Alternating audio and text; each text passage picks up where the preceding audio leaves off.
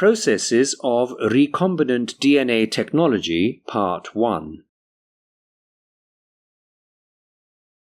Breaking of DNA molecules and inserting the same into another DNA molecule to obtain a desired DNA is called recombinant DNA technology. This DNA is called rDNA.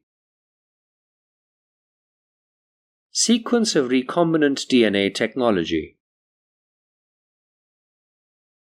Isolation of donor DNA, isolation of vector, formation of chimeric DNA, uptake of chimeric DNA, selection of cells containing chimeric DNA, propagation of genetically engineered bacteria.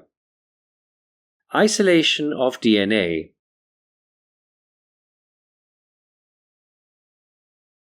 Double-stranded DNA is cut at specific sites by restriction end nucleases to produce restriction fragments. By using gel electrophoresis method, these fragments are separated to obtain the desired gene. Desired gene identified by Suthon bloating technique. This DNA is called donor DNA. Isolation of vector.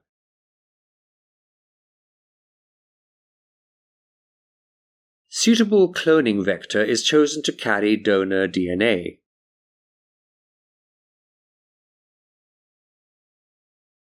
Plasmids of bacteria are most commonly used vectors. Cell walls of bacterial cells are treated by the enzyme lysozyme and ethylene diamine tetraacetic acid solution. Later, these are treated with sodium lauryl sarcosinate. Plasmids are purified by gel electrophoresis. Plasmids serve as carriers for donor DNA.